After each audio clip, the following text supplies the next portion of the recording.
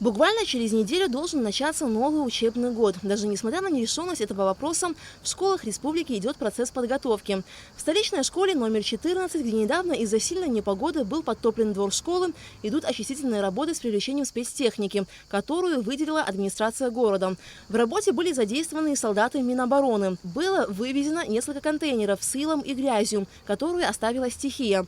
Но здесь еще предстоит немало работ. Столичное управление образования обеспечило школу техническим инвентарем для уборки кабинетов и облагораживания территории.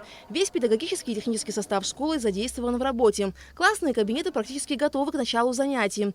Учителя сообщили, что они уже вели беседу с родителями о предстоящем учебном годе. Конечно же, пандемия и весь этот страх вокруг пандемии, вокруг коронавируса, конечно же, повлияло на родителей. Совершенно другое отношение теперь уже к этому вирусу, к тому, что происходит, как человек болеет и насколько тяжело. Вирус на самом деле очень тяжелый. И, конечно же, повлияло. Но мы с родителями разговариваем, подготавливаем их в школе. Бывает, успокаиваем, даже родители взволнованные звонит, спрашивают, как, можно ли ребенка отдать в школу. Конечно же, ведем работу с родителями и с детьми.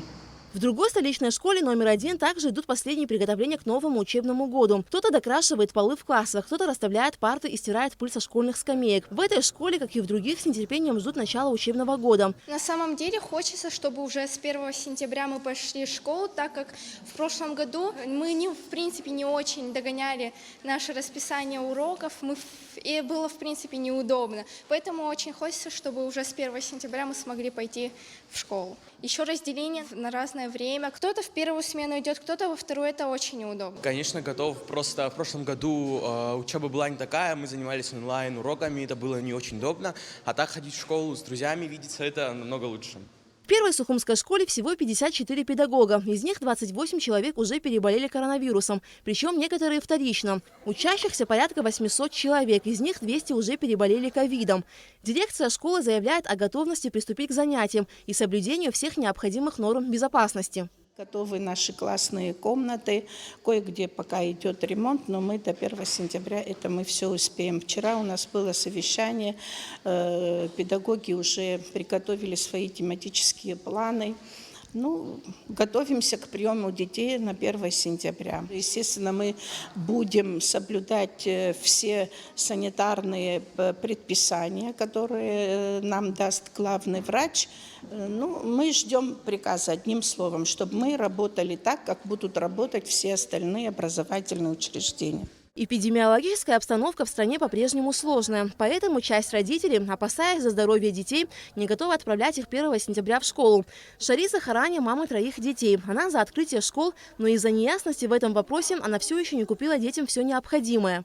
Пока еще не готовы, так как у нас нет никакой определенности, никто не сказал на 100%, идем мы в школу или нет. А так мы готовы, мы понимаем, что от этого никто не застрахован, в любом случае мы можем переболеть. Дай Бог, чтобы все легко прошло, мы готовы. То есть, смотрите, школьные принадлежности, форму школьную вы еще не покупали? Мы не покупали пока. Не покупали. Вот сейчас хотела с директором увидеться, точно тоже узнать, будет у нас школа или нет. А в целом какое настроение, допустим, вашем именно среди родителей, в ваших классах, где именно ваши дети обучаются? Родители боятся, либо наоборот же готовы уже пустить в школу? Понимаю, что разное мнение, да? Разное мнение, там 50 на 50. Кто-то побаивается, кто-то нет, не знаю. Я адекватно на это все смотрю. Конечно, да, очень большая опасность, много смерти, но надо как-то, я не знаю, развиваться, учиться, потому что мы от этого не застрахованы. В магазине школьной одежды покупателей мало, да и те без особого энтузиазма выбирали вещи. На наш вопрос, купили ли они уже необходимую одежду для детей, кто-то говорил нет, потому что ждет решения открытия школ. Кто-то, что уже начал потихоньку покупать одежду и школьный инвентарь. По словам продавца, если до пандемии перед началом учебного года спрос на школьную одежду был 100%, то сейчас он снизился в разы. Словом, родители, ученики и учителя находятся в ожидании решения по поводу начала учебного года. Но уже сейчас одно ясно точно. У всех есть четкое понимание, что учебный год необходимо начать. Но как и при каких условиях он будет осуществляться – вопрос, который требует решения. Алика Трапштимур Гогохия, Абхазское телевидение.